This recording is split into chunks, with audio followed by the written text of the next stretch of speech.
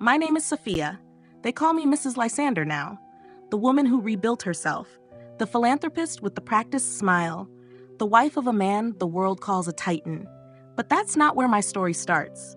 Before the wealth, before the headlines, there was a girl he pulled into his gilded cage. A furious artist drowning in debt. A nobody people used and discarded. A girl who signed the wrong contract and belonged to the wrong man. No one knew what he truly was to me. No one thought I'd survive him. And I never expected to fall in love with the man who controlled my every breath. So sit down, get comfortable. This isn't a fairy tale. It's the truth. How I traded my freedom for a king, and how we somehow fell in love only after we broke each other first. This story isn't short.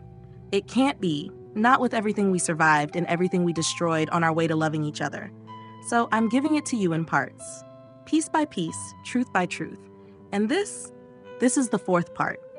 Here you go. The deeper worry was whether I had done something unknowingly to feed his suspicion in the immediate aftermath of the transcript reveal. Did he see my efforts to help Julian trace the burner phone as a secret act rather than an attempt to protect us? His distance was so complete, so familiar in its cold certainty, it triggered that old, painful question. Was I incapable of earning belief? The conflict felt less about the original lie and more about whether trust was even possible under this suffocating pressure. We were fighting Adrian's game on his turf. Maybe I'm overthinking. I squeezed my hands together, noticing the residual tremor. It was what any rational person would tell me, but the stakes weren't rational. But what if he already doubts me? And if he did, if that coldness was truly rooted in the belief that my heart was still expendable, then Adrian had already won the only battle that mattered. The external threats were easier to face when we were a united front. Now we were two isolated targets. We reached a marble landing, the ceiling high above casting us in the gloom of recessed fixtures. Lysander paused to check a control panel recessed into the wall. A normal action, an inventory of the secure system. But his movements were too deliberate, his hands too slow on the smooth metal. I moved closer, unable to tolerate the sheer acreage of emotional space between us. I wanted to break the tension, either with a confession of raw, reckless love, or with the truth about Adrian's lingering threat. As I drew near, my arm brushed the side of his coat, a fleeting, accidental friction of black wool against the silk of my blouse. The contact was insignificant, maybe a quarter of a second, but it felt like a jolt of high-voltage electricity. Lysander inhaled sharply, a silent, almost painful sound. His entire body locked. He didn't turn to me, didn't pull away, but the sheer force of his internal battle radiated off him, pushing me back more effectively than any physical shove. The lingering desire was immediate and agonizing, twisting the anxiety in my gut into something sharper, hotter. That brief, almost touch was a brutal reminder of the closeness we'd earned and the fragile state we'd plummeted into. Even his anger, even his cold suspicion, couldn't erase the chemical, undeniable pull. I watched the tense, vulnerable skin on the back of his neck, where the dark hair met the crisp white collar. I wanted to reach out again, to press my hand there, to ask what he truly needed. But the fear of him flinching, of him interpreting the gesture as a move, not a genuine need, held my arm rigid at my side. Even if he's distant, I can't stop noticing him. I couldn't stop wanting to crack his shield. It wasn't just physical. It was the intense craving for the real man, the one who wasn't hiding behind his pain. The tension was exquisite, a silent, charged argument occurring entirely in the millimeter of space between our bodies. Lysander finished his check of the security panel, his fingers sliding off the polished metal with a final, crisp click. He moved on, heading toward the main residential wing, still maintaining that careful, non-contact distance. I followed, watching his shadow stretch long and distorted ahead of me under the low corridor lights. As we passed the secondary kitchen entrance, mostly unused late at night, I heard it. A faint, almost mechanical sound, like paper being smoothed, followed by a low, quick murmur of voices. It was too quiet to be staff. They used the service entrance miles away, and they certainly didn't whisper here after midnight. Lysander didn't react, but the cold dread I'd felt after seeing the shadow earlier returned, sharpened by the sound. Then I saw it. Half hidden behind a decorative urn near the kitchen entrance sat a small, folded piece of thick ivory cardstock. It looked formal, expensive, completely out of place on the utilitarian stone floor. It must have been dropped, but the placement felt too obvious, like stagecraft. My heart hammered a frantic rhythm against my ribs. I paused just long enough to flick my eyes from the cardstock to Lysander's rigid back. Was that low murmur I'd heard Adrian's people? Had they planted that? And was Lysander ignoring it because he trusted his system, or because he was already preoccupied with the poison Adrian had injected into his mind? The thought that Adrian was actively using our proximity to plant seeds of suspicion was immediate and chilling. He wasn't just waiting for the fracture, he was widening it. I couldn't risk picking up the cardstock now. If Lysander turned and saw me investigating something he deliberately ignored, he would interpret it as the secretive, manipulative behavior Adrian had just claimed. Something's off. The urge to run back, to analyze the scrap of paper to confirm the danger was fierce, but I can't tell if it's him or someone else. The very act of trying to clarify the danger might become the proof of my betrayal. The tension wasn't just physical now, it was an active trap. I forced myself to catch up to Lysander's pace, trying to appear normal, trying to match the controlled emptiness of his walk. My internal choice was already made. I couldn't leave that cardstock, or that sound, unaddressed. It was the first physical sign that Adrian was moving from psychological warfare to tactical setup. But I needed a neutral moment, a safe exchange. I opened my mouth to suggest we check the security feed together, framing it as a professional threat assessment. Before I could speak, Lysander stopped abruptly at the entrance to the main staircase. He didn't turn around, but the shift in his stance, a tiny loosening of the shoulders, signaled he was done moving. We were finally still. Sophia. My name was low, almost inaudible, stripped bare of all inflection, no anger, no tenderness, no demand. It was just a cold recognition of my existence. I need time. That was it. The entire summation of his withdrawal. He wasn't kicking me out, but he was enforcing a boundary I couldn't breach. I nodded, though he couldn't see it. The marble was freezing through the thin soles of my shoes, and the chill climbed my legs. The coldness was contagious. Time for what? I didn't ask. Time to let the poison settle? Time to decide if I was the new Ivana? I finally spoke, keeping my voice just as measured, just as stripped of emotion. I won't leave. It wasn't a defiance, it was a commitment, a quiet declaration that contrasted sharply with his desire for space. I could feel the heat radiating off him, despite the cold words. We stood there, shoulder to shoulder, the silence filling again, this time with the acute, unresolved anticipation of two people who desperately wanted to touch, but knew that touching now would destroy them both. He wanted solitude. I was giving him unyielding presence. Adrian wanted us apart. I refused to grant him the separation. The cold distance was absolute, yet the longing was palpable. The tension had peaked. The true confrontation was delayed, but the miscommunication, the cardstock, the sound, the time, was actively set to explode. The main corridor was silent again, Lysander standing rigid by the dark wood staircase, waiting for his prescribed time. I moved finally, gliding back down the hall toward the secondary kitchen where I'd seen the piece of cardstock.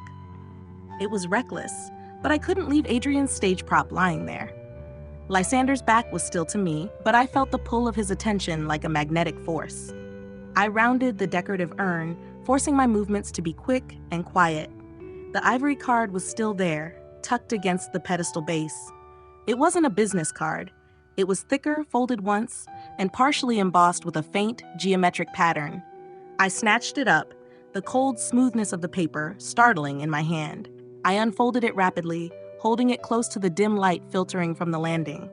It was blank, completely and perfectly blank, except for a single word, handwritten in elegant, sloping ink on the inside fold: access. The word hit me like a physical blow. It was the same word Lysander had used earlier to accuse me of manipulating him. Is that the new access you seek? It wasn't a coincidence. It was a perfectly timed, personalized sabotage, dropped by Adrian to reinforce Lysander's deepest trauma. It was proof of external manipulation, but it was also a message about me, confirming his suspicion. My breath hitched on a silent gasp. The external threat and the romantic conflict had just merged. Adrian hadn't just used the past. He was actively coaching Lysander on how to view my present motives. Maybe it's nothing. The paper was just a word. It could be staff, a note about maintenance. But I knew better. Or maybe he already doubts me. The cardstock was meaningless on its own, but combined with the transcript and his cold retreat, it was a perfectly executed poisonous seed. I slid the card into the inner pocket of my coat, turning back toward Lysander, my unease curdling into a cautious, sick suspicion. My fingers tightened in my pocket around the piece of cardstock. The word access felt like a burning coal, confirming my worst fear. Adrian was working the narrative in real time. Lysander, still standing near the staircase, was running his own silent security audit, scanning the walls and shadows. I watched his movements now through the lens of heightened anxiety. Every protective gesture felt laced with doubt. His hand went to his earpiece, checking the comms link to his security team, Julian or Darius. The action itself was standard protocol in a threat environment, but the stiffness in his elbow, the way his jaw worked before he pressed the tiny button, it all felt like a performance of control, a visible effort to contain the chaos I represented. My mind started spiraling, replaying every moment since the transcript hit. Did he catch me sending Julian the burner details? Did he interpret my late-night conversation with the staff, getting intel on the mansion's weak points, as evidence of plotting? The paranoia was a suffocating pressure, heavier than the rich air of the mansion. I remembered Adrian's smug certainty. He didn't need a massive bomb. He just needed to make Lysander believe I was the bomb. And right now, Lysander's silence, his enforced coldness, was the amplifier. I need to reach him. I took a small, involuntary step forward, drawn by the desperate desire to rip the access card out and scream. It wasn't me. It was him.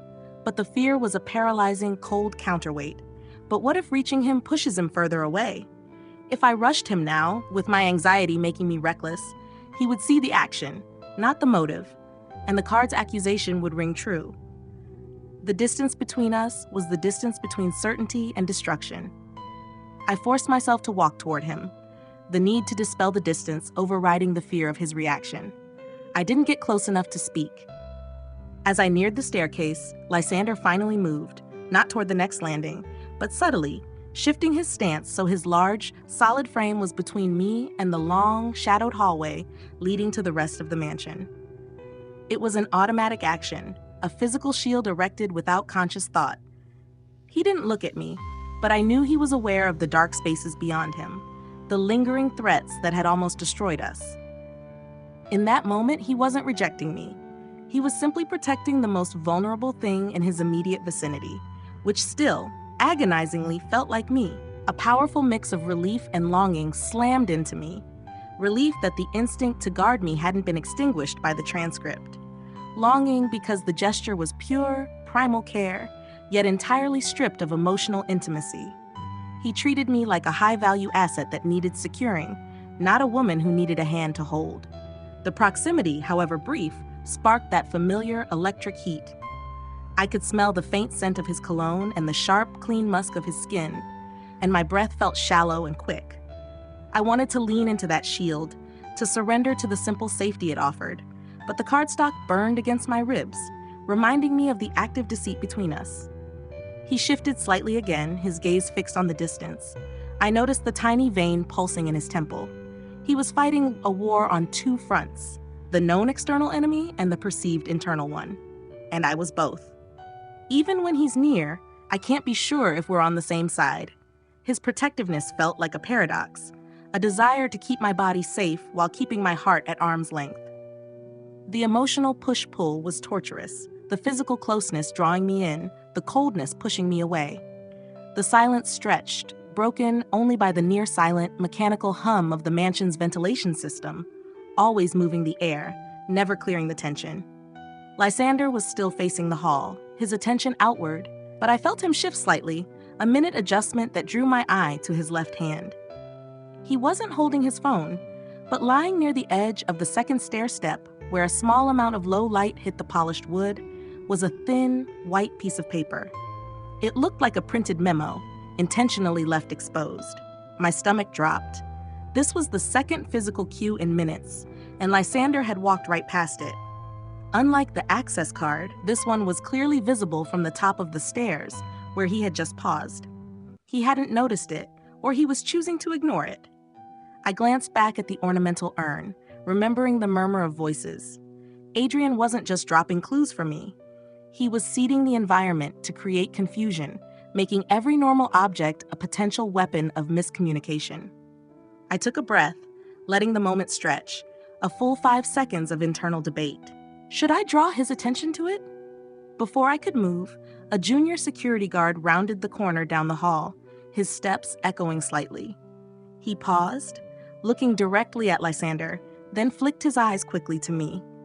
It was too quick, too knowing a look for a routine patrol. Then he spoke into his own collar mic, loud enough for me to catch the fragmented sentence before the distance swallowed the rest. Just need to confirm the package transfer went to the right address. The guard stopped dead when Lysander turned his head. Lysander didn't move his body, but his profile was carved in granite, the look on his face cutting the guard's voice off instantly. The guard offered a stiff nod, then walked rapidly away. Package transfer. The words were a deliberately staged puzzle piece. Adrian knew I'd been involved in the transfer of sensitive data regarding Milo's files. The guard's nervous, fragmented snippet was perfectly engineered to suggest I was still running a secret operation. My desire for clarity warred brutally with the fear of escalating Lysander's doubt. If I confronted him about the guard or the memo, he might see me as trying to deflect from the package transfer implication. Something isn't right, but I don't know what. The tension was electric, layered with suspicion, and the terrifying awareness that Lysander was being fed information that confirmed his deepest fears about me. I couldn't trust my environment, and I couldn't trust his silence. The junior guard was gone, his footsteps swallowed by the far wing. Lysander remained by the staircase, his body still rigid, his gaze locked down the empty corridor. He was waiting for me to speak, to break the silence and reveal my hand. I looked at the printed memo on the stair, then at the pocket where the access card was hidden, and finally at the imposing, dark silhouette of the man I loved. He had explicitly asked for time to choose if he would let go of the past. To immediately bombard him with my frantic observations about a guard and a dropped note would look exactly like the manipulation Adrian had accused me of. A chaotic attempt to distract him from the core betrayal. I made a final, agonizing internal resolution. I wouldn't rush him. I would approach the breach carefully, weighing every word, every gesture, like disarming a tripwire. The emotional stakes were too high to risk a misstep now. I walked the remaining few feet, planting myself just behind his right shoulder. I was close enough that if he shifted, we would touch. The air felt heavy, saturated with unspoken tension, the fear of the invisible enemy, and the desire that still thrummed between us, despite everything. Lysander didn't move. We were near each other, physically protected by the fortress, but emotionally isolated by the widening distance. His demand for time, my silence about the memo and the card, it was a perfect storm of unresolved uncertainty. The memory of Ivana's betrayal was standing right there with us, chilling the space that should have been warm. I closed my eyes briefly, committing to the presence. I wouldn't leave, but I wouldn't push. The true battle wasn't against Adrian's notes. It was against the silence. Can I bridge the growing emotional distance before Adrian's manipulation escalates into open conflict? I stood there, longing fierce and terrifying, choosing vulnerability through stillness. The escalation was coming, whether I spoke or not. It was only a matter of when. I needed data. The memo I'd seen on the stairs, the overheard fragment about a package transfer, and the word access, burning in my coat pocket. They weren't about me specifically, but they pointed to a security breach, a tactical weakness Adrian was exploiting. I needed to move from defense to offense, but I couldn't risk revealing my awareness to Lysander yet, not when he was already questioning every move I made. I waited until Lysander finally moved away from the staircase, walking slowly into his private office wing. Once the heavy, soundproof door closed, I slipped down the corridor and into the adjacent monitoring room. It was normally staffed, but this late, it was quiet, the only light coming from the array of screens showing the sterile, silent loops of the mansion's interior. I moved to the nearest console, bringing up the logs for the staircase camera near the service entrance, the spot where the guard had been. My fingers flew across the keyboard, pulling up the communication records for the last 5 minutes, cross-referencing staff movements and internal messages. The light of the screen was cold and blue against my face. My movements were quick, quiet, and entirely focused on finding the anomaly. I was looking for proof of Adrian, proof that my silence was justified. I felt a surge of professional focus, the familiar, comforting calm of logic replacing the paralyzing anxiety. Just making sure everything's safe, he'll understand, I murmured internally. He had to understand. If he truly believed in my commitment to this future, he would see my action as a pursuit of security, not a secretive plot. My tone was normal, my focus solely on the security logs. I was so consumed by the cascade of data scrolling across the screen that I didn't hear the subtle snick of the office door opening behind me. I didn't feel the shift in air pressure. I was completely unaware of the shadow that had just fallen over the floor behind me, cast by the blue glow of the security feed. Lysander was watching. His perception was about to distort my reality. I felt the shift in the atmosphere, a sudden, deep cold, before I saw him. It was a purely sensory cue, the kind of heightened awareness you develop when living in constant danger. I spun around on the rolling chair, my hands lifting automatically from the keyboard, the blue light of the security feed freezing my startled expression. Lysander stood in the doorway of the office wing, silhouetted against the inner gloom, his presence swallowing the light. He hadn't just seen me, he was observing me. His posture was severe, his shoulders back, his arms held loosely but ready at his sides. The look on his face wasn't anger yet, but something worse, confirmation. The look of a man whose deepest, most painful suspicion was being realized. I felt instantly naked, my quiet, logical search for the truth suddenly twisted into something insidious. I knew, with a sick certainty that tightened my throat, that he hadn't seen Sophia, the ally, checking for threats. He saw Sophia, the operative, stealing data. The access card in my pocket felt like a physical wire connecting my heart to Adrian's web. I wanted to explain, to justify my late-night search by referencing the memo on the stairs, but the memory of his demand for time stopped the rush of words. Explaining would only validate his suspicion that I was concealing things. I pushed myself up from the chair, a move that felt both defensive and inviting. My breath caught, not just from the fear of his suspicion, but from the close, raw proximity. His eyes, dark and intense, scanned the screen behind me, then returned to my face. The unspoken question was an electric, painful charge in the air. Why are you hiding something from me? Lysander didn't move from the doorway, but I was compelled to close the space between us. It was a stupid, desperate impulse, but staying near the screen felt like admitting guilt. I stepped around the console, moving toward the open door, toward him. The corridor was narrow here, the space designed for quick passage, not confrontation. As I approached, he didn't retreat, but he didn't open his posture either. His arms remained folded, creating an unintentional barrier. We passed each other with barely a breath of space between our bodies. My coat brushed the rough, expensive wool of his suit jacket, a simple, accidental friction. The contact was instant and total, shocking me out of the anxiety-fueled fog. It wasn't a handhold, wasn't a kiss, but a simple side-to-side graze, yet it sparked a familiar, terrifying jolt that went straight to my core. The air felt thick, charged with the desire that still existed, suffocated but not extinguished by the suspicion between us. For me, that flicker of heat was an affirmation. We are still here. We can still fight this.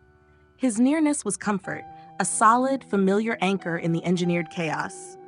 But as I pulled away, I felt him go rigid, his body resisting the accidental intimacy. He flinched, almost imperceptibly, his gaze remaining fixed on the wall just beyond my shoulder. It wasn't the flinch of attraction, it was the flinch of recoil. He wasn't receiving comfort, he was processing an unwelcome breach, seeing my close approach as an attempt at distraction or evasion. My own relief twisted into a fresh spike of fear. The physical language of desire was still intact, yet the emotional translation was completely wrong. Why does being near him feel so dangerous? I thought, walking past him into the dimmer corridor light. He was both my greatest source of security and the most immediate threat to my heart. Every move I made felt like a risk. The risk of being read wrong, of confirming the lie that Adrian had planted. Lysander's silence felt absolute, a solid wall between his perception and my truth. I took 2 steps past him, my back to the dark wall of his skepticism, before his voice, low and sharp, cut the air. Sophia? It wasn't a question. It was a single, authoritative command, laced with a testing flatness that made my spine stiffen. I stopped instantly, turning back to face him, the blue light from the monitoring room just catching the edges of his face. What were you doing in there? His question was deceptively mild, lacking the rage I might have expected, but the restraint was terrifying. It meant he wasn't looking for a confrontation. He was looking for a lie. I forced my posture to relax, trying to project the simple truth of my intentions. I was checking the logs. I wanted to see if the security breach we discussed was active. He took 1 slow step forward, narrowing the distance I'd just created. His eyes didn't leave mine, and in their depth, I saw the ghost of Ivana, mocking me. Checking the logs, he repeated, the phrase stripped of all meaning. His voice was quiet, but it vibrated with suppressed suspicion. Was there something specific you were looking for? Something you needed to ensure was scrubbed? The word scrubbed was a direct stab, referencing the information I had intentionally withheld from him earlier in our relationship. I felt a defensive heat rush up my neck, a deep, unfair sting. He wasn't arguing the facts. He was judging my motive. No, I managed, my voice steady but tight. I was looking for Adrian, for proof that he's still operating inside the system, Lysander. You saw the memo on the stairs. His jaw worked, a muscle ticking near his ear. He didn't acknowledge the memo. He just held the silence, forcing me to feel the weight of my own inadequate defense. I thought I could trust you, he said, and the line wasn't shouted, but delivered as a tired, definitive statement of fact. What are you hiding now? The question wasn't about the logs. It was about my heart. And I suddenly realized that his frustration was entirely valid, seen through his fractured perception. I hadn't hidden the truth. I had simply handled it in a way that mimicked my past deceptions. A wall, cold and thick, started forming between us, growing from the seeds of miscommunication Adrian had so carefully planted. Lysander held his final question like a weapon, its weight pressing down on the fragile air between us. What are you hiding now? The unfairness of it nearly broke my composure. I could rip out the access card and the printed memo, throwing them on the floor to prove Adrian's conspiracy. But if I did that, I would be admitting that I'd been working secretly again, confirming the method of the betrayal he feared, even if the motive was pure. My initial defensive heat gave way to a cold, calculating worry. I watched the subtle hardening around Lysander's eyes, the way his lips pressed into a thin, determined line. I knew that look. It was the look of a man who has decided to retreat into absolute control, who has accepted the high probability of being hurt again. His suspicion wasn't softening. It was setting like concrete. I stood in the narrow corridor, desire screaming against the fear of permanent fracture. I desperately wanted to lean in, to touch his arm, and force him to look at the truth in my eyes, but I knew the touch would only confirm his misinterpretation of evasion. The silence grew, stretched taut by everything left unsaid. I chose inaction. I chose retreat. I wouldn't let my own anxiety lead me into another tactical error that reinforced Adrian's narrative. I took a slow, deep breath, accepting the emotional distance that had just been enforced. I gave him a stiff, small nod, a gesture of respect for his demand for time, but also a retreat from the conflict. If you need time, I will respect that, I said, my voice low and steady. But I won't stop protecting us. I didn't wait for his response. I simply turned away, walking past the blue light of the monitoring room and down the main hall toward the living quarters. Every step was heavy, laden with the knowledge that the distance was growing, the uncertainty hardening into something far more dangerous. The emotional hook was sharp. Our desire was still a current, but it was running beneath a surface that was now cracking with confusion, ready for the explosive argument that felt inevitable. Can trust survive this engineered separation? I didn't know. But I knew one thing. Lysander's silent suspicion felt more lethal than Adrian's open attack. I made it to the next hallway junction, the rich, dark paneling feeling oppressive and cold around me. I hadn't gone far enough. Lysander's footsteps, heavy and intentional, resonated on the polished stone floor behind me. He hadn't given me space. He was coming to finish the fight, or worse, to state his verdict. I stopped near a massive decorative column, placing my hand flat against the cool marble. When he reached me, he didn't stop a respectful distance away. He stopped close, his sheer size and rigid posture creating a physical and emotional containment I couldn't escape. His breath was short, controlled, but the muscle in his jaw was still ticking, moving like a slow clock counting down to disaster. His eyes were sharp, scanning my face for any flicker of deceit. "Don't walk away from this," he said, his voice stripped bare of its earlier restraint, now laced with an edge of frustrated desperation. "We made a promise of honesty, Sophia. Why can't you just tell me the truth?" The accusation hit me like a physical shove, making my own defensive control waver. I focused on the cool pressure of the marble beneath my palm, trying to harness its stillness. I saw the anger, the suspicion in his eyes, but beneath it, I recognized the raw, terrifying vulnerability of a man who fears he is being played for a fool. Again. "The truth is, I was checking for Adrian's signature," I shot back, my voice low and tight. "I'm not trying to deceive you. I am trying to protect you, Lysander. But you won't even look at the evidence that proves I'm on your side." He didn't soften. Instead, his posture tightened further, rejecting the hand I was offering. He leaned in slightly, closing the last few inches of air, forcing the confrontation to a peak of proximity and tension. "You were circumventing protocol in a private security area. That is not protection, Sophia. That is secrecy. Why do you always choose the method of betrayal?" His question hung in the air. Why do you always choose the method of betrayal? And it was a punch to the gut because it wasn't about the current night. It was about every lie I'd ever told him, every secret I'd ever kept, all distilled into one cutting judgment. My carefully guarded calm shattered. "It's not a choice," I hissed, the volume barely above a whisper, but vibrating with frustrated outrage. "It's the only way I know how to move when I see danger." I was looking for the proof that Adrian is trying to sabotage us, but you immediately jumped to the conclusion that I'm the one laying the tripwire. I lifted my hand from the marble column, the cold contact lost as my fingers curled into a shaking fist. I felt the paper of the access card crinkle slightly inside my coat, a sound only I could hear, confirming the conspiracy that I couldn't yet reveal. "I'm not lying, Lysander."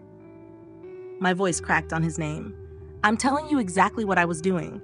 I was looking at the security logs, checking the anomaly near the service entrance. Why is my truth automatically less reliable than your deepest, darkest fear?" My eyes searched his, looking for a break, a flicker of the man who trusted me when I confessed everything. But his expression was closed off, a mask of rigid control, his head tilted fractionally, a subtle dismissal of my defense. "You had the opportunity to tell me immediately," he countered, his voice flat, emotionless. "You waited until you thought I was safely in my office. That is the definition of secrecy, Sophia. I don't care about the logs. I care that you still feel the need to hide your movements from me." The hurt was immediate, sharp, and blinding. He wasn't seeing my loyalty. He was seeing Ivana's shadow. The wall between us was now complete, built out of my logical necessity and his profound distrust. I was completely misunderstood, and it felt like a total failure. "I'm not lying." Why doesn't he see that? We were standing so close, locked in this silent, furious stalemate against the marble column, that the air between us felt charged, humming with the static of suppressed anger and something far warmer. I opened my mouth to respond to his accusation, to tell him his distrust was the only thing standing between us and the truth, when he moved. It wasn't an aggressive movement, but a fractional shift in his weight, a minute adjustment of his shoulder. The rough wool of his jacket caught the fabric of my coat near my collarbone. It was less than a touch, barely a pressure, but it was electric. My body reacted instantly, a sickening, familiar surge of desire spiking through the tension. My breath caught, hitching in my throat. I saw his eyes widen for a split second, that intense, dark gaze momentarily losing its sharp control, mirroring the heat that flashed through me. In the midst of this argument, with the relationship actively fracturing, that physical pull was an obscene reversal. It was a reminder that the chemistry, the want, was still fierce and undeniable. I shouldn't want him right now, but I do. I didn't move my eyes from his. I saw the struggle there, the deep longing, the need for my touch, battling violently against the cold fear of the betrayal he believed I was committing. It was a war being waged in the tiny space between our bodies, amplified by the dim light of the hallway, which cast us in long, deceptive shadows. The push was his anger, but the pull was the raw, near-violent intimacy of that accidental brush. The physical connection only made the emotional chasm more agonizing. I wanted him to pull me in and silence the suspicion, but I knew, watching the suspicion slowly win the war in his eyes, that any physical tenderness now would be met with an even greater recoil. The moment passed, leaving us standing close, connected only by the sheer force of our mutual, conflicted intensity. We were close enough to kiss, but emotionally miles apart. The sudden intensity of the accidental touch, the sheer animal response of my body, only enraged me more. It was a cruel trick, reminding me what we were fighting for, while simultaneously highlighting the massive chasm of distrust we couldn't cross. "It is not about trust, it's about control," I pushed back, the accusation tumbling out before I could stop it. "You have to control the narrative, control the method. I saw the danger and I moved on it, but because I did it my way, in the silence, you assumed the worst." The dim hallway, usually just an opulent passageway, felt like a cage. The shadows cast by the decorative sconces danced, making his expression difficult to read, but the sharpness in his eyes was unmistakable. His chest rose and fell in a deep heavy attempt to slow his breathing, a visible sign that my words had landed. "I tried to trust your silence before," Lysander said, his voice dropping an octave, becoming dangerously quiet. It was far more cutting than a shout. "I paid the price for that trust. This isn't about control, Sophia. This is about knowing if the person beside me is fighting with me, or preparing a tactical withdrawal from me." He stepped back fully this time, creating a sudden, yawning gulf between us that physically hurt. He ran a hand over the back of his neck, a gesture of sheer, exhausted frustration. "I trusted you," he repeated, but this time it was soaked in genuine, agonized regret. "And now I don't know what's real." That line was the severing point. It wasn't an accusation, it was a surrender of faith. My body went cold. The realization hit me. He wasn't just doubting my current actions, he was reevaluating our entire relationship, every tender moment, every confession, all through the lens of this current misinterpretation. The walls were up, solid and high, built from the debris of our past wounds. And now it wasn't just Adrian keeping us apart, it was Lysander's legitimate, devastating fear. The marble column felt like the only thing keeping me upright. Lysander's withdrawal, the physical step back that widened the space into a canyon, was a clear signal. The argument was over, and he had made his choice. It wasn't to believe me. His quiet desperation, "Now I don't know what's real," had emptied the fight of its fire, replacing it with a cold, aching finality. We stood there, breathing the same air, but entirely separate. The low, expensive hum of the mansion's air conditioning was the loudest sound, emphasizing the silence we would not fill. I wanted to rush forward, not to physically touch him again, but to give him the explanation, the documentation, the whole truth that I had guarded so carefully. I wanted to tear down the wall I had helped build, but a deep protective pride, that old, terrible operative's instinct, locked the words in my throat. If he could see my actions as betrayal after everything we'd faced, then telling him the truth under duress would feel like a cheap capitulation, not an act of love. He had to choose to believe me, not be forced by evidence. I watched him, the way his shoulders slumped just slightly, the exhaustion finally pulling at his rigid form. He met my gaze, and I saw a terrible, confused longing there, a desire that hadn't died, just been brutally maimed by suspicion. It felt like standing at the bedside of something vital that was fading fast. Neither of us moved. Neither of us yielded. The emotional divide was absolute, yet the magnetic core of our attraction was still potent, still hurting. I broke the eye contact first, turning my head toward the dark hallway, confirming my emotional retreat. I could hear the faint, distant sounds of the security system, the soft whir of a camera, the echo of my own failure. How far would this fracture go? Would this calculated miscommunication destroy the foundation of trust we had fought so hard to build?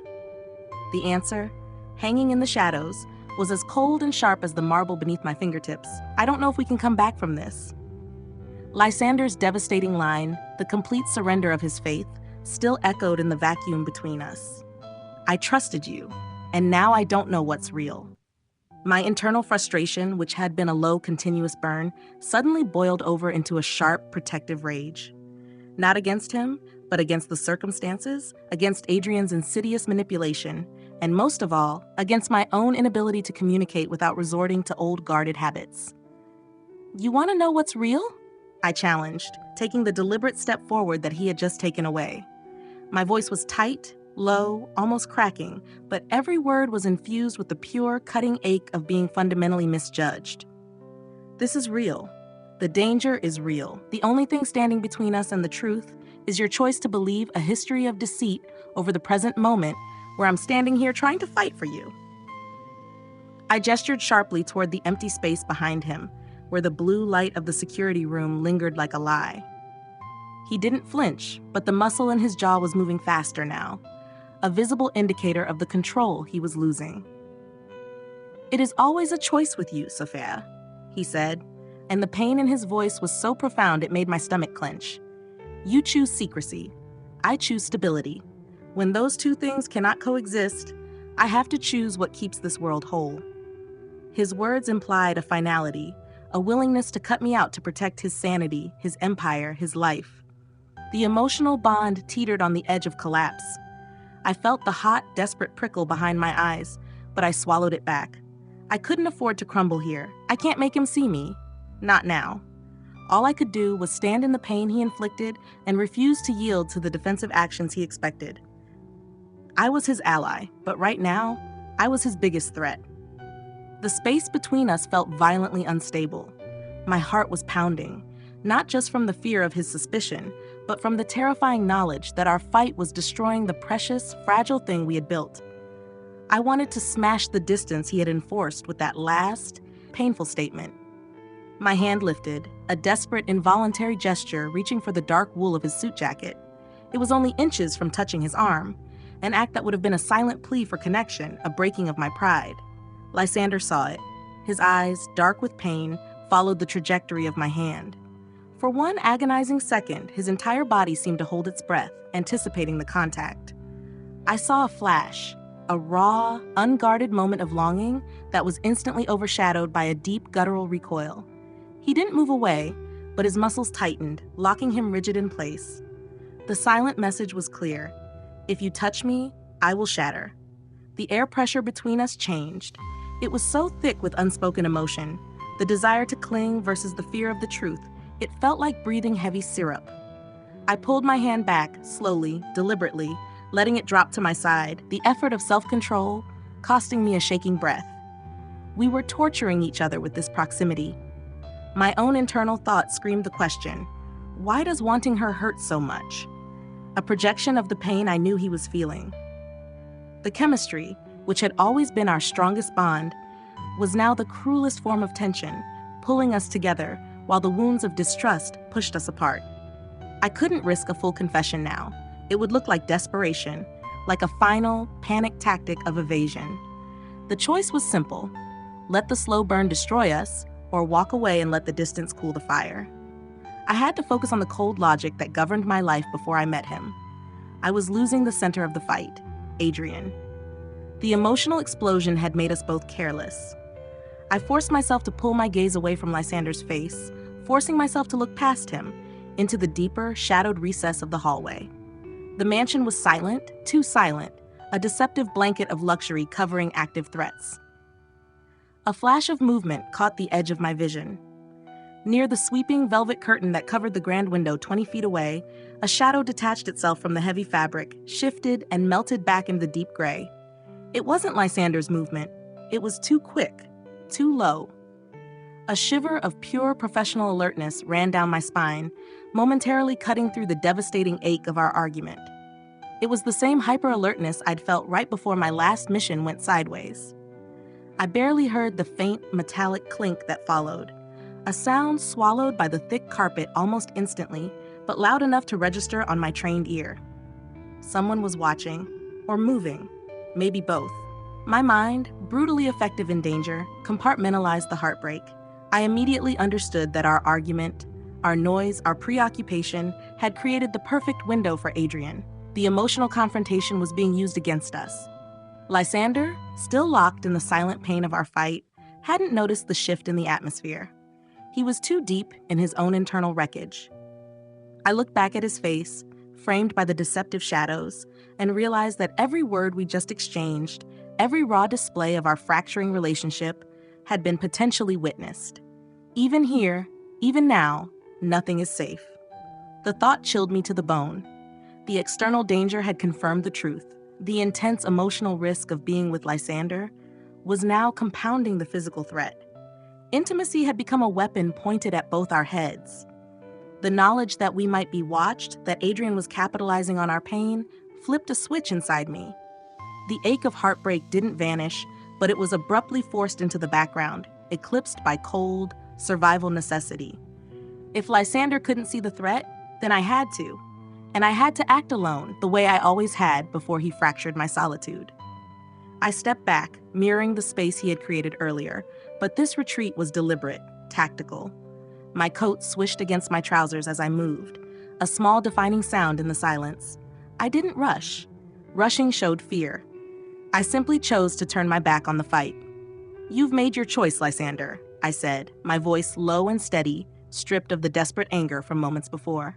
The coolness in my tone was artificial, a defense mechanism, but it was convincing enough to be final. "You chose the memory of the past over the reality of the present. I can't fight Adrian and fight your distrust at the same time." I didn't wait for a response, didn't check the visible wound my words carved on his face. I didn't dare. If I saw the genuine pain in his eyes again, I would break and beg him to listen, and that would achieve nothing but greater vulnerability. I turned and walked toward the winding staircase, the deep burgundy runner muffling my steps. I have to leave? Maybe it's the only way to save us. The thought was a contradiction. Separation as salvation. But if I stayed here, pushing the evidence he refused to accept, the argument would simply continue, a distraction that would allow the external threat to move closer.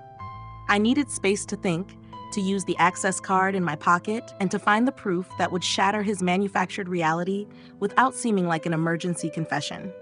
The only way to earn his trust back was to eliminate the danger he currently believed I was creating. I could feel his gaze burning into my back, hot and confused, filled with the longing and the resentment that had just reached its excruciating apex. The relationship was broken, suspended mid-air, and the only path forward was isolation. I started the ascent, my feet silent on the thick carpet. I didn't look back, but the weight of his stare was a tangible pressure, dragging on my resolve with every step. I could feel his silence, the heavy, stunned realization that I was genuinely walking away from the fight, from him, from the opportunity to explain. When I finally reached the bend in the staircase, the point where the ornate mahogany railing would block his direct view of me, I allowed my hand to tighten on the polished wood. My knuckles went white. I heard nothing from below. No shout, no heavy footsteps following, no final demand. Lysander was still, caught in the wreckage of the last few minutes. That lack of pursuit was the ultimate rejection. He was letting me go, not because he believed me, but because he was too wounded to try again. I paused at the top step, hidden now by the shadows and the architecture. The high-ceilinged corridor above felt sterile and cold, emphasizing my isolation. I closed my eyes for a single, heavy breath, inhaling the faint scent of his expensive cologne, a ghost of his presence that clung to the air, before forcing myself to exhale all the lingering tenderness. My job now was the only thing I could rely on. I had to secure us physically, because the emotional damage was already done. Can trust survive once broken this badly? The question was a low, desperate plea inside my chest. The truth was, the break wasn't the worst part. The worst part was the sudden, total silence, knowing that every minute we spent apart, without the clarifying light of the truth, the miscommunication would grow stronger, deeper, preparing for a catastrophic fallout. I was alone now, and the mansion felt less like a sanctuary and more like a very beautiful trap. I didn't realize how much the proximity had been fueling the tension until I felt the cool, empty space open up behind me. Lysander hadn't moved. I knew that without looking back, because the vacuum where his commanding presence should be was deafening. I continued my retreat down the long, dim corridor, the silence a heavy, aching presence replacing the frantic energy of our fight. Every step was a choice to honor the self-preservation instinct he had forced back into dominance. My body was communicating what my voice couldn't: heartbreak. My shoulders were stiff, my spine rigid, an unnatural fortress against the guilt that was starting to surface. The guilt wasn't for the secrecy itself. That was necessary, but for the pain it caused him, the pain that mirrored his own past wounds. I wanted to stop, to let the rigidity crack, to turn and tell him the code to my hidden files, to dump the contents of the access card into his lap and surrender. But the memory of his eyes, dark, wounded, yet completely unwilling to bend, stopped me colder than any physical barrier. I want him, but I can't bear the pain of being misunderstood. The thought wasn't a question. It was a devastating conclusion. I was walking away from the one man who had ever made me feel safe, yet staying with him meant letting his distrust tear me apart, piece by piece. If I stay, I'll only break. Maybe leaving is the only choice. This physical separation was the only way to safeguard the fragiler, internal self that had momentarily believed in redemption. The distance increased, measured by the dull thud of my own heartbeat against my ribs, not the footsteps I was carefully muffling on the thick carpet. I hated the feeling of retreat, but the thought of his face, that mask of rigid control that concealed utter devastation, filled me with a crushing wave of guilt. He looked so lost, so deeply wounded by what he believed was my choice. I thought of his hand, held rigid by fear, as mine reached toward it. If I had just stayed, begged, maybe even screamed the truth, maybe I could have broken through the shell of his past betrayal. But my own pride, the agent's instinct to maintain cover, had won out. I'd walked away, and in doing so, I'd chosen to validate every insecurity he carried about me. The emptiness of the corridor amplified the silence, and in that silence, I could still feel the phantom warmth of his body, the scent of his cologne. It was a vicious counterpoint to the cold, lonely path I was on. I turned a corner, putting the final wall between us, and the longing intensified until it felt like a sharp, physical pain in my chest. I can feel him there, and I ached to reach him. Every step away was a wrenching betrayal of the desire that hadn't died, but had only been forced into hiding by the necessity of survival. This separation felt like the heaviest price I'd ever paid for my mission. I reached the foot of the guest wing staircase, the cold marble feeling foreign beneath the thin leather of my shoes. It was far enough now. Lysander wouldn't follow me here. This part of the mansion was deliberately impersonal, designed for function, not life. As I paused at the base, letting my breath even out, my gaze snagged on a small detail by the security panel near the service elevator. It was a business card, crisp, black, and impossibly familiar, tucked carelessly into the edge of the polished wood trim. Adrian's. A simple, perfectly innocent item that shouldn't be here, certainly not left out in the open like a message. I moved closer, hyper-focusing my vision. It wasn't just left, it was angled slightly, maybe catching the low ambient light just so. A tiny, almost microscopic tear was visible near one corner, suggesting it had been hastily retrieved from a pocket or perhaps intentionally damaged to appear accidental. My immediate, sinking reaction was confusion, quickly followed by a rush of frustrating helplessness. Did I leave that there? Did it fall out when I was rushing through last night? The memory of Lysander's words, "You choose secrecy," echoed, making me internally recoil. Adrian didn't even need to show up. His mere presence, or the illusion of his presence, was enough to make me doubt my own movements, my own trustworthiness. The card, this simple piece of paper, was a physical manifestation of the external threat, blending with the emotional divide. It wasn't the proof I was looking for, but it was proof of manipulation, even if I couldn't articulate how. The external threat and the romantic despair crashed together, intensifying the crushing realization. Everything feels like it's slipping, and I can't fix it.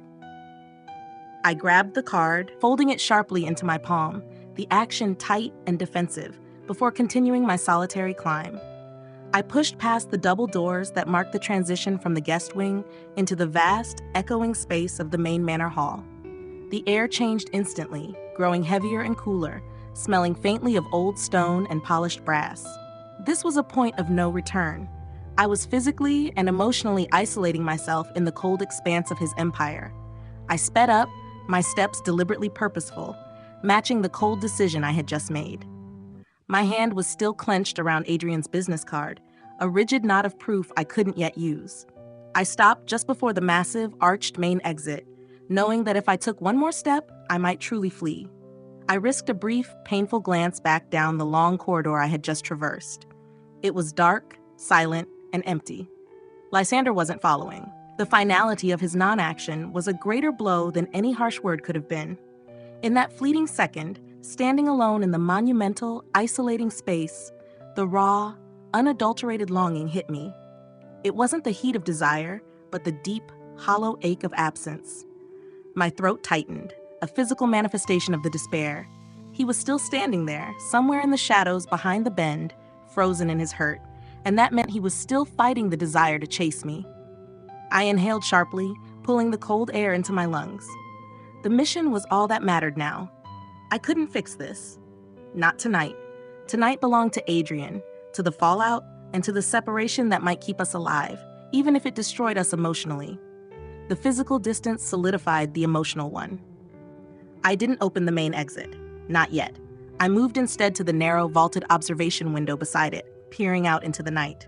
It wasn't surveillance I was looking for now, but confirmation that Adrian was moving on a larger scale. The night was black velvet, silent and deep, but a flash of movement on the far perimeter fence, near the dense, untrimmed hedge line, caught my attention. It was too fast for a guard patrol, and the movement was wrong, too fluid, too low to the ground. Then, just as quickly, it vanished. It might have been nothing, just wind shifting the shadows.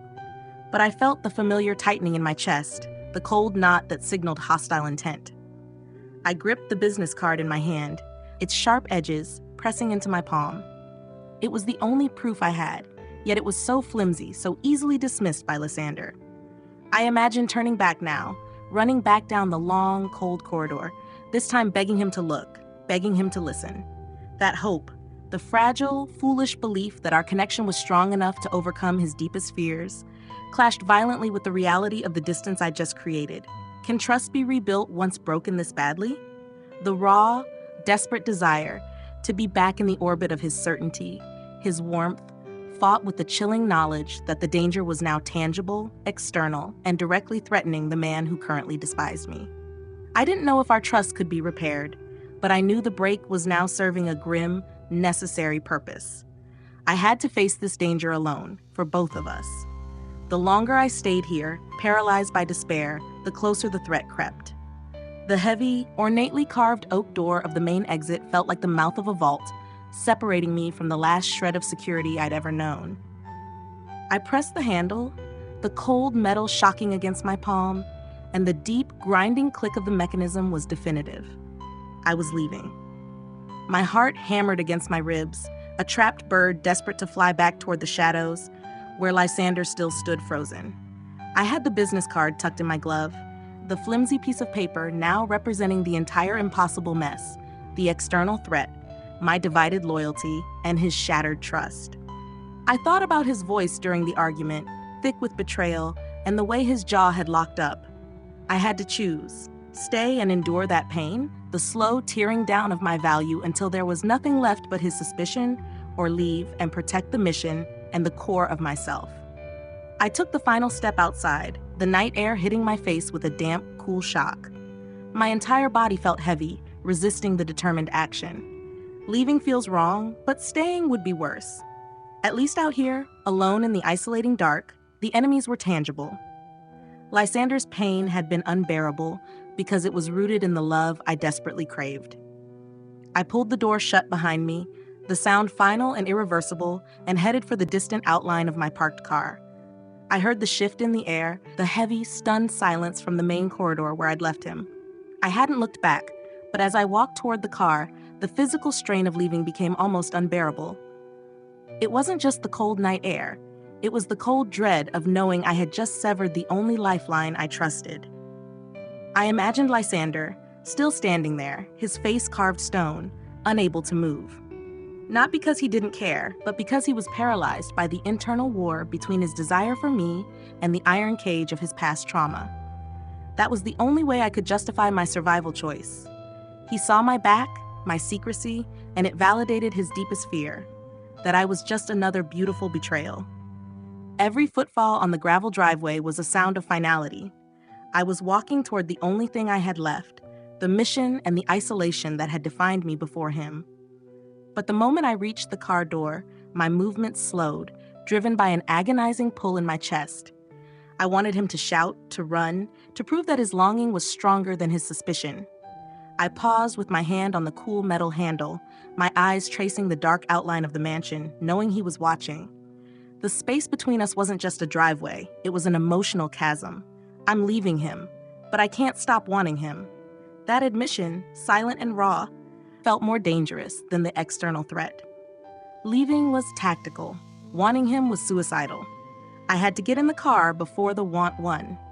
I walked across the vast circular driveway, the expanse between the house and the car, feeling like a lifetime of choices. Every few steps, the heavy feeling of guilt would wash over me, making my spine want to curve, making me want to stop and curl in on myself. I kept my posture rigid, forcing myself to look straight ahead, but my thoughts were a blur of questions. Was this a permanent severance? Could a relationship built on such raw necessity survive this kind of calculated distance?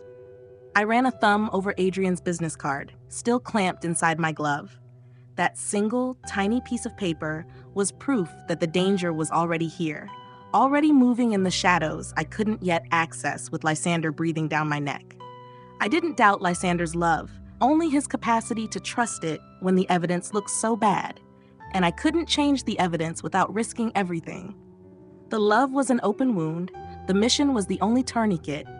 I'm leaving him, but I can't stop wanting him. The line between self-preservation and emotional destruction had blurred completely. I was choosing safety over honesty, but it tasted like ashes. I reached my car and my movements faltered. The instinct to turn the key, start the engine, and roar away was strong, but the internal pressure was too immense. I didn't want to leave him with that final, bitter image of my retreating back. I wanted him to see the hesitation, the pain, the profound helplessness that mirrored his own. I gripped the car door handle, my head tilting slightly, drawing the faintest line of sight back toward the mansion. I couldn't see him from here, but I could feel him, a magnetic, wounded presence lurking in the shadow of the doorway. The fact that he was still there and not charging across the gravel to stop me was the quietest, most agonizing confirmation of our fracture. He truly believed he couldn't stop me. It was in that suspended silence, the air thick with unspoken desperation, that I understood the full horror of what I was doing. I was not just separating us, I was reaffirming his worst fears about love and reliability. If he interprets this as a final, easy departure, then the damage I've inflicted will be permanent. The conflict in my chest, the urgent desire to protect him from external threats versus the need to protect his emotions from me, was tearing me apart.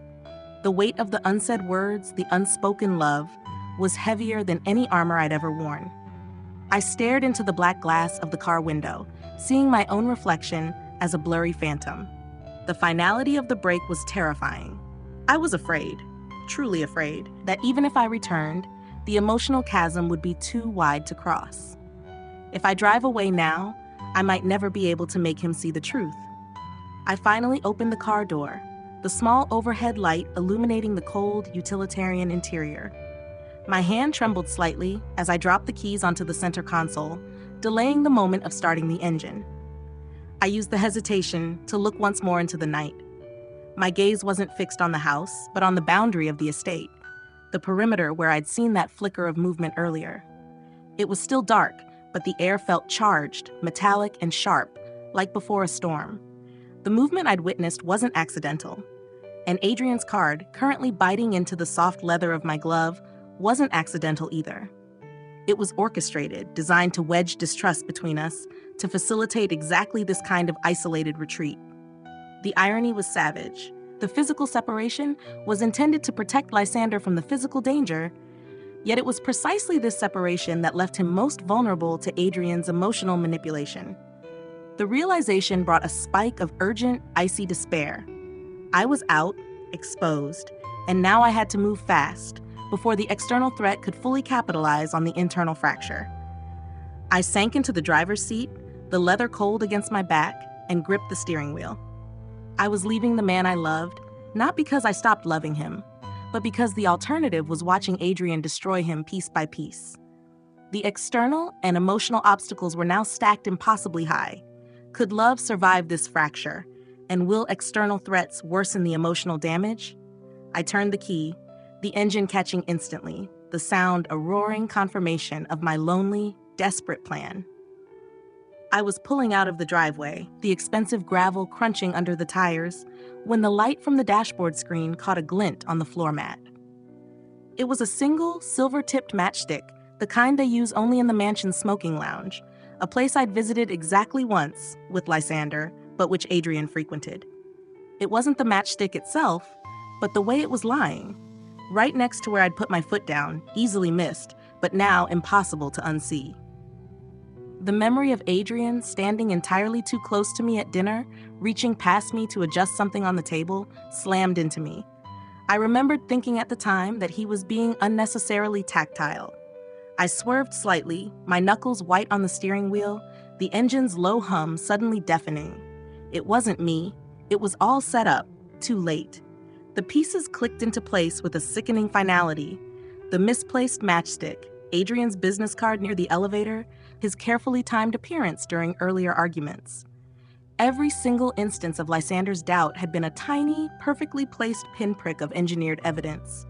My chest tightened until it felt like a vice. The separation, the heartbreak, the validation of Lysander's oldest wound, it was all by design. I was gripped by an absolute cold despair. I couldn't stop the fallout. The emotional wound was already septic, and I was driving away right as the poison was spreading. I hit the main gate sensor, and the massive wrought iron doors began to glide open with a low hydraulic sigh. That sound usually signaled freedom, but tonight it felt like the beginning of an exile. I glanced into the rearview mirror, trying to pierce the gloom of the distant mansion. I couldn't make out a silhouette, but the absolute absence where Lysander should be was a presence all its own. My discovery of Adrian's meticulous groundwork, the matchstick, the card, had replaced the blinding pain of guilt with a cold, terrifying clarity. The betrayal he felt wasn't mine. It was a ghost Adrian had summoned and dressed in my clothes. And there was nothing I could do to prove it right now. Not from this distance. Not when his mind was already sealed by the iron cage of his past. I wanted to slam on the brakes, jump out, and run back into the house, clutching the matchstick and the card like desperate evidence. But I knew the timing was terrible. Any rush now would look like the panic of a guilty person, not the revelation of an innocent one. My attempt to reveal the truth would just be another layer of misunderstanding. I was trapped. I could feel his internal collapse as surely as if I were standing next to him. He was standing there, thinking I had chosen my life of secrecy easily. He was thinking, she's leaving, and I can't reach her. Not like this. I accelerated, the guilt of leaving giving way to the raw necessity of moving, because if I stopped, the sheer weight of what I'd lost would crush me before Adrian even had a chance to. My foot hovered over the accelerator as I watched the gate swing fully open, revealing the empty, beckoning road. I pressed my forehead to the cool curve of the steering wheel for just a second, a desperate, silent plea for clarity. Turn back. Show him the matchstick. Explain the card. Try to fix this now. The urge was visceral, clawing at my throat. But the cold logic of my training, honed by years of necessary secrecy, immediately countered it. Lysander had already retracted into himself, his defenses higher than ever. If I spun the car around and raced back, the desperation would look like a reversal born of exposure, not love. He would see proof that I was scrambling to cover my tracks, not revealing a deeper truth. The impossibility of undoing the emotional damage right now felt like a crushing physical weight. Adrian had planted the seeds of distrust perfectly, and I had watered them by walking away. All I could do now was remove myself from the target zone and try to neutralize the external threat, giving Lysander the space, the painful, miserable space, to realize the manipulation for himself. I lifted my head, my jaw tight. I gripped the wheel hard enough that my knuckles hurt. I had to let him suffer through the betrayal for a while, because forcing the truth now would only make him recoil further. I can't fix this. Not now. He has to see the truth himself.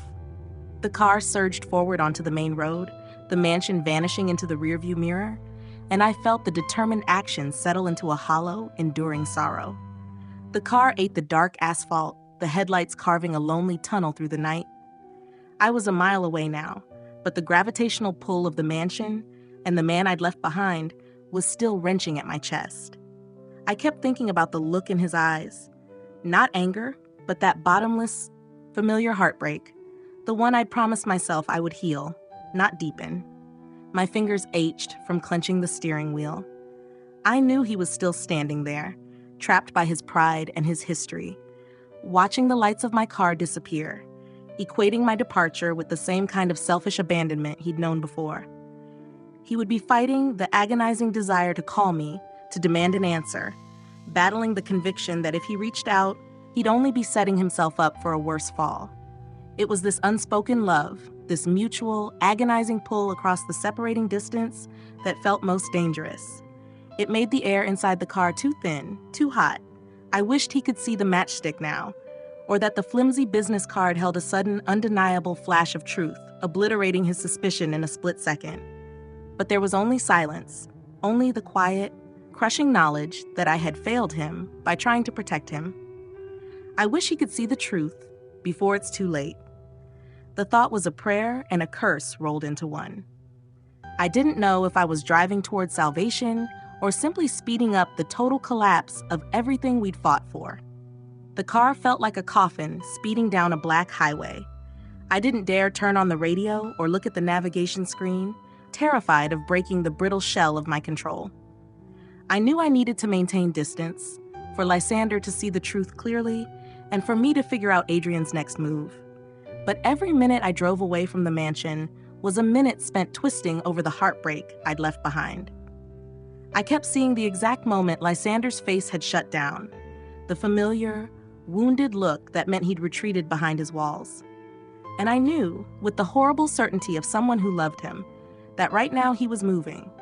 He wouldn't be sitting idle. He'd be in the dark, silent security room, pulling up logs and footage, his muscles tense, trying to find the physical intruder that had caused the break. I felt it in my bones, the way his mind would work, the relentless logic.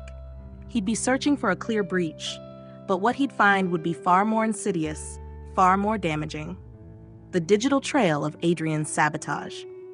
He would pull up the external communications logs, the deep internal records I knew he trusted implicitly.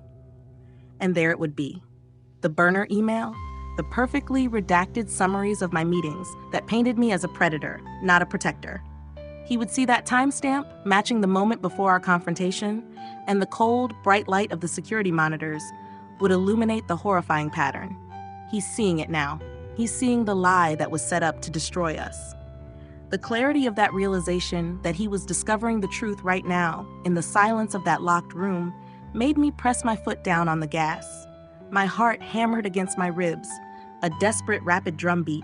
He would understand the stakes immediately. Adrian hadn't just gone after the company. He had weaponized the trauma of Lysander's past to guarantee I was thrown out. I imagined Lysander's fist hitting the desk, the silent rage of a man realizing he'd been perfectly played. He would be looking at the cold, digital evidence of my honesty, and the memory of my face, the hurt I couldn't hide when he'd questioned me, would flood his mind. The realization that he had been blind, that his own deep-seated fears had been leveraged, would be a monstrous weight. He would realize he just sent the person he loved most out into the dark, exposed and vulnerable. I've been blind, and she's paying for it. I could hear his thought as clearly as if he were beside me. That moment of discovery, the shift from doubt to guilt to white-hot resolve, would be consuming him. He wouldn't waste time on regret. He would be moving, the need to protect Milo and me overriding everything else. He would be pushing away from the screens, the violent movement betraying the controlled chaos inside him. His strategy would be rapid fire, cold and flawless. Secure me. Secure Milo. Dismantle Adrian. I pictured him in his leather jacket, jaw clenched, pulling the phone to his ear, his voice rough with urgency, telling his security team to find me, not to bring me back to the mansion, but to bring me to safety. I can't waste another second. She and Milo come first. That promise, even unspoken, resonated in the emptiness of the car, tearing through my despair. He was coming for me, not to reclaim his asset, but to protect the woman he had failed. The thought made my eyes burn. I pulled over abruptly to the side of the road, the tires kicking up a spray of gravel. I could only wait, drive, or hide. I knew what his next step would be, and I knew what mine had to be to meet him halfway. No more mistakes. I'm getting her back, whatever it takes. I felt the mirroring determination. I had to survive the coming storm and let his redemption begin. I was exactly 7 miles from the mansion, pulled over in the deep shadows of an enormous redwood, when my phone, resting on the passenger seat, gave a tiny, almost imperceptible ping. It was an encrypted text. The screen showed an aerial map centered precisely on the mansion's southwest gardens, an area only Lysander and his head of security ever accessed digitally. On the map, 3 small red dots glowed, the tracking tags for Adrian's personal security detail. One was moving, slowly, deliberately, toward the back gate I had just used. This wasn't Lysander contacting me yet. This was too tactical, too sterile. I scrolled the message thread. It was a single archived communication, pulled from an old server. It was dated last week, addressed to me, supposedly from Lysander. Don't worry about Milo. My team has him secured. Continue with the plan for the meeting at the plaza. I had never received this message, but the text was tailored perfectly to look like a legitimate confirmation of my secret work, which Lysander had accused me of hiding. My throat tightened, a knot of pure anxiety twisting with a terrible wave of relief. The message hadn't just been faked, it had been intercepted and suppressed. Adrian hadn't just planted a matchstick, he had run a full, sophisticated digital campaign to make me look deceitful, all while maintaining the veneer of the protective husband. Something's not right, but I still want to believe him. The chilling perfection of Adrian's scheme confirmed what my instincts already screamed. This was engineered. But the fact that this specific, hidden piece of evidence, designed to exonerate me, had broken through Lysander's security net suggested one thing. He was searching for the truth. He wasn't just sitting in judgment, he was moving. The vulnerability of being 7 miles away didn't matter as much as the agonizingly fragile uncertainty of hoping he'd see me clearly, finally. I shut my eyes hard, trying to burn the image of that fake email out of my memory. It was proof Adrian was the enemy, yes, but it didn't erase the memory of Lysander's cold, absolute certainty when he'd accused me. He hadn't searched for truth then. He'd searched for confirmation of his deepest fear. I had tried so hard to be the answer to his suspicion, to be the trustworthy woman, but he'd still defaulted to the trauma left by his ex-fiancée. And that, more than Adrian's schemes, was the canyon between us. Now he was seeing the physical evidence, the digital smoking gun. But could he see me? Could he finally understand that my loyalty wasn't something to be tracked and verified, but something freely given and fiercely held? The fear was cold and sharp. What if he finds me, but the doubt still lingers? What if the urgency to protect Milo is the only thing driving him, and the emotional distance remains? The thought made me grip the steering wheel until my knuckles were white, mimicking the tight control I needed to maintain over my own heart. I wanted him to see the truth, but I couldn't bear the thought of him getting close, only to pull away again. Can I trust him? Or am I setting myself up for more hurt? I felt the terrible pull of tentative optimism fighting the deep instinct for self-protection. The man who had judged me was the same man who was now, I was sure, moving heaven and earth to save me. It was a contradiction I couldn't resolve, and it left me fragile, exposed, and desperate for the silent, cinematic moment when our eyes would finally meet again. The sound of an approaching vehicle made my entire body lock up, a sudden, animal stillness replacing the trembling anxiety. I didn't reach for the door handle. I didn't try to hide the car deeper in the trees. Instead, I shifted my position just slightly, leaning forward to press my forehead against the cool glass of the window, deliberately exposing the edge of the car to the road. I was 7 miles out, exposed to Adrian's maneuvering, yet I found myself staying put, waiting. I was testing him. I was testing myself. The headlights cut through the gloom, high and focused, too fast for a patrol car, too deliberate for a chance encounter. As the beams swept the redwood, catching the metallic sheen of my car door, my heart didn't just race. It skipped, the beats stuttering against the wall of my chest. That sudden, visceral reaction wasn't fear of the threat. It was the raw, undeniable longing for the man behind those lights. I felt a fierce, terrifying tug, the desire to fling the door open, to run toward the protection I craved. But the memory of his cold eyes held me fast, rigid in my seat. This proximity, this silent collision course was pure, high-stakes temptation. Every second near him is temptation and risk. I closed my eyes, anticipating the exact moment the car would stop, knowing that the next few seconds would decide if he was bringing me salvation or just another carefully disguised kind of hurt. The SUV stopped maybe 20 feet away, the powerful engine dropping to a low, heavy purr that vibrated through the damp earth and into the floorboards of my car. I didn't need to see the license plate to know it was him. No one else moved with that much controlled force. I waited, holding my breath so long my chest ached. Then the driver's side door opened. He didn't rush. He simply stood, a dark, imposing silhouette against the weak, distant city light, his presence dominating the forest edge. He didn't speak. He just looked at my car, and I knew with absolute certainty that he saw me inside, still rigid and unwilling to move. This was it, the test.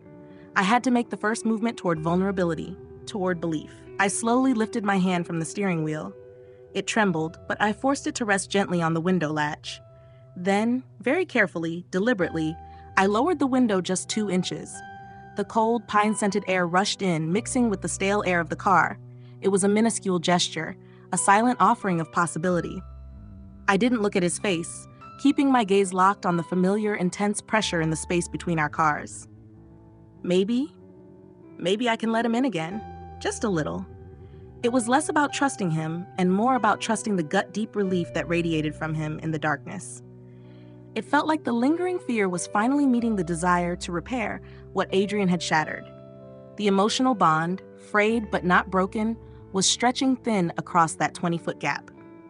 I waited for his reaction, ready to slam the window back up, ready to drive away if I saw even a flicker of the old doubt in his eyes. But I didn't drive. I stayed, 2 inches open, the silence charged with everything we hadn't said. He didn't move toward my window. He didn't speak. Instead, Lysander just lifted a hand and gave a sharp, almost imperceptible gesture toward the back of his SUV. That nonverbal command, the raw, focused tension in his shoulders, it was the CEO in crisis mode, and it was devastatingly reassuring. He didn't need to beg for my trust. He was earning it by acting. Then I saw it, a tiny sliver of movement in the reflection of his windshield, a quick shadow darting toward the edge of the tree line about 50 yards back. It was fast, gone in a blink, but it wasn't a forest creature. It was a man, and he was too close to Adrian's security tracking tags I'd seen on my phone. The danger was real, immediate, and I wasn't 7 miles out anymore. I was fully exposed. Lysander reached out, grabbed his driver's side door handle, and pulled it shut with a controlled, heavy thunk. He looked directly at me then, his eyes burning with an intense, fierce command that bypassed my fear and went straight to the core of my loyalty. He didn't point, didn't yell. His entire body leaned slightly forward, communicating only one word: move. I didn't hesitate this time.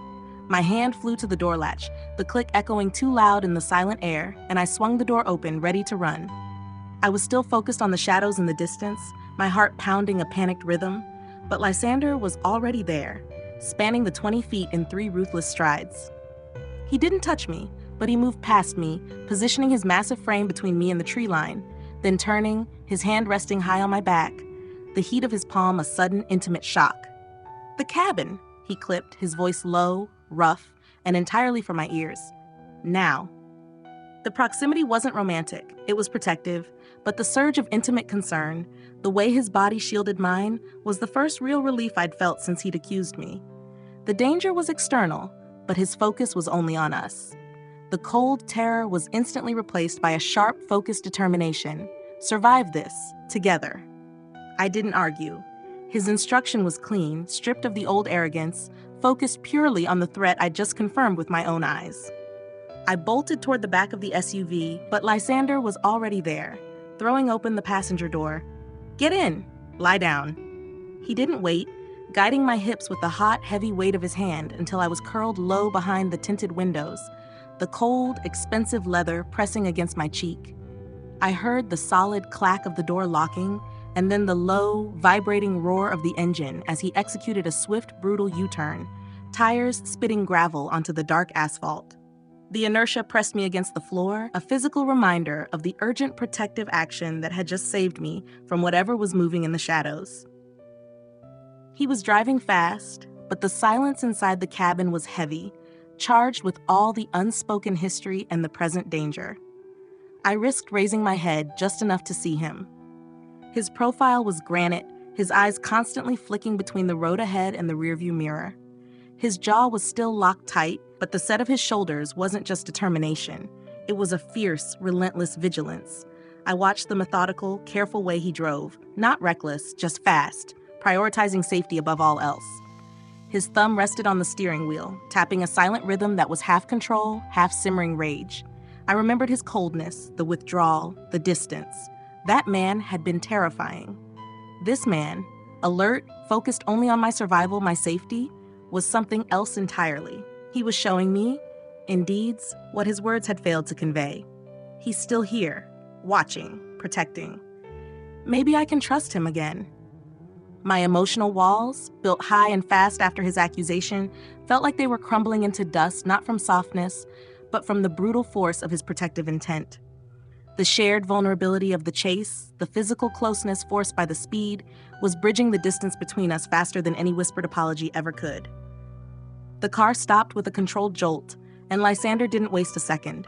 He was out and had my door open before I could fully process that we were at the cabin, the secluded, safe place he'd built far up the coast. The place where Milo had spent his quiet summers. Milo's here, his voice flat, exhausted, the first hint of personal stress breaking through his executive control. He reached for my hand, not grasping, but just resting his fingers, warm and calloused, against the back of mine, a gentle physical anchor that steadied me as I rose. He's safe. He's with Ivana, the real one. Adrian replaced her last month. The revelation of the double betrayal, Ivana too, landed with a dull shock, but Lysander was already guiding me toward the stone porch, his presence a fortress at my back. He let his hand drop from mine, but only to place it lightly, proprietarily, on my shoulder, steering me toward the front door. The subtle intimacy of the touch was terrifying. It wasn't just protection, it was possession, a reassertion of a bond he'd broken and now desperately tried to mend. The door was heavy cedar, secured with 3 different deadbolts. As he worked the locks, he leaned closer to my ear. I saw the logs, Sophia. Everything. His breath was warm, smelling faintly of coffee in the cold night air. The words were a quiet confession, not a defense, and the simple statement conveyed care and reassurance more than any grand speech could have. I didn't turn to face him. I couldn't yet. To meet his eyes would be to forgive, and I wasn't ready. But I lifted my hand just an inch and gently rested my fingertips on his arm, right over the hard, tense muscle. It was a mirroring touch. Minimal, cautious, but present. Keeping them safe isn't enough. I need to show her she can trust me with her heart too. I could feel the frantic need for redemption radiating from him, even as his focus remained externally locked on the security of the remote location. This tiny, shared contact, with the heavy wooden door, the only barrier between us and the world Adrian had created, was the closest we'd been since the night he accused me.